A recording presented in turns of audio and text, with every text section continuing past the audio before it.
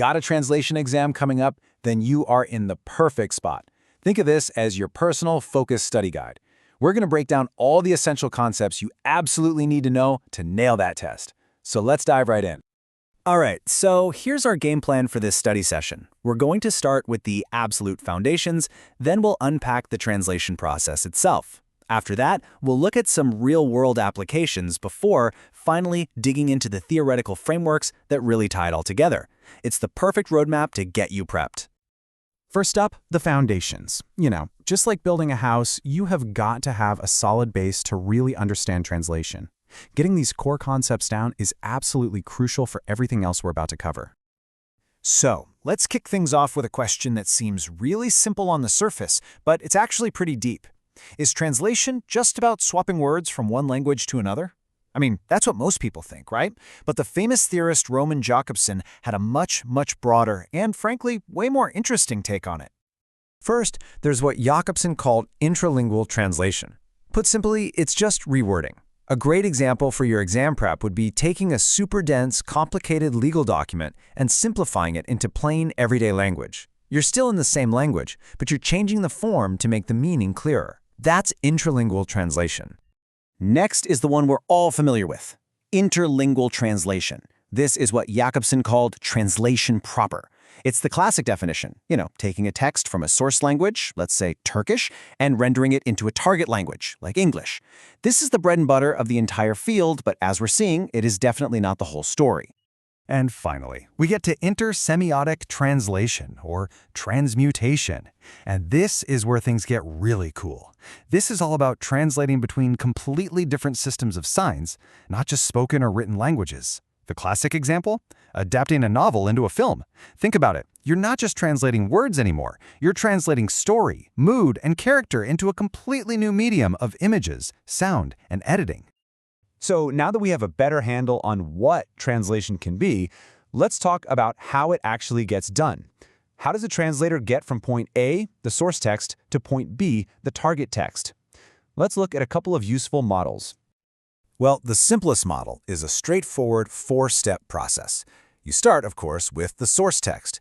Then comes step 2. The translator has to do a really deep analysis to understand its meaning, its style, its purpose.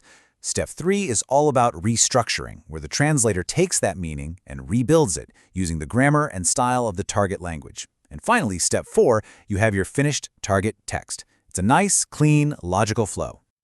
But, a more modern and maybe more realistic model sees translation as a kind of infinite loop.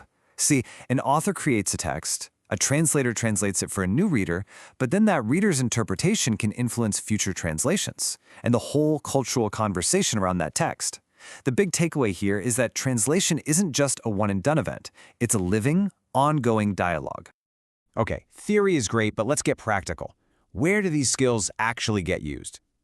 This next section is all about the real-world types and applications of translation, and believe me, the field is incredibly diverse. I mean, just look at the specializations in written translation. They're all over the place. You could be a literary translator, bringing a beautiful novel to a new audience. Or you could be a technical translator, working on an instruction manual, or even a legal translator, where every single word is absolutely critical. And that's before we even start talking about audio-visual stuff like subtitles and dubbing, or the huge evolving field of machine translation.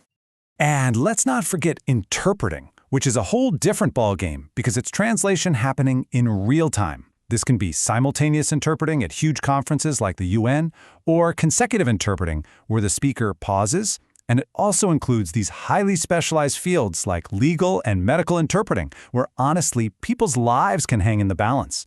Each one requires a totally unique set of skills. Now, let's talk about transcreation. This is a super important concept, especially in marketing. It's not about a word-for-word translation. It's about recreating the same emotional impact for a new culture. A perfect example is Coca-Cola's Ramadan ad campaigns. They take their global happiness message and adapt it beautifully to connect with local values and traditions. That is transcreation in a nutshell. And running right alongside that is localization. This is all about adapting a product or a piece of content for a very specific market. And it's so much more than just translation. We're talking about changing currencies from dollars to liras, switching date formats around, and even altering cultural references or jokes in a video game so they actually make sense to a local audience. This is absolutely essential for any global business today. All right, for our final section, we're going to move from the practical back to the theoretical. But hey, don't let the word theory scare you off. These frameworks are just tools. Think of them as different lenses that help us analyze a translation, understand the choices a translator made, and, importantly, justify our own decisions. A huge figure you need to know here is Peter Newmark. He came up with this idea of a fundamental duality in translation. On one hand, you've got semantic translation, which tries to stay as close as humanly possible to the structure and the exact meaning of the source language. But on the other hand, you have communicative translation, which prioritizes creating a similar effect on the new audience, even if that means changing the original wording a bit. A fantastic way to visualize this whole idea is with something called the V diagram. Just think of it as a spectrum. On one arm of the V, you have methods that are all about the source language.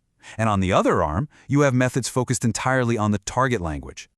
So, on that source language side of the V, the absolute #1 priority is fidelity to the original. This ranges from the most extreme method, a straight word-for-word translation, down through literal, faithful, and that semantic translation we just talked about. The whole goal over here is staying true to the original text form. Now let's hop over to the other side of the VA. Here, the focus shifts completely to the target language and its reader. This side of the spectrum includes things like adaptation, like maybe changing the setting of a play, all the way to free translation, idiomatic translation, and at the very end, Newmark's communicative translation. So how does all this theory actually work in the real world? Well, it informs specific strategies. Here's a great one from another theorist, Mona Baker, called using a superordinate. It sounds fancy, but it just means using a more general word. For instance, what if a language doesn't have a specific verb for to shampoo? Well, a translator might use this strategy and simply say, to wash the hair with shampoo. It's a simple, really elegant solution to a very common problem. And all of this, everything we've talked about, leads us to the single most fundamental question in translation studies. Is a translator just a faithful messenger, or are they a creative artist? There is no simple answer. But for your exam, understanding this core tension and seeing how all these theories and concepts we've discussed relate to it, that is the key. Good luck.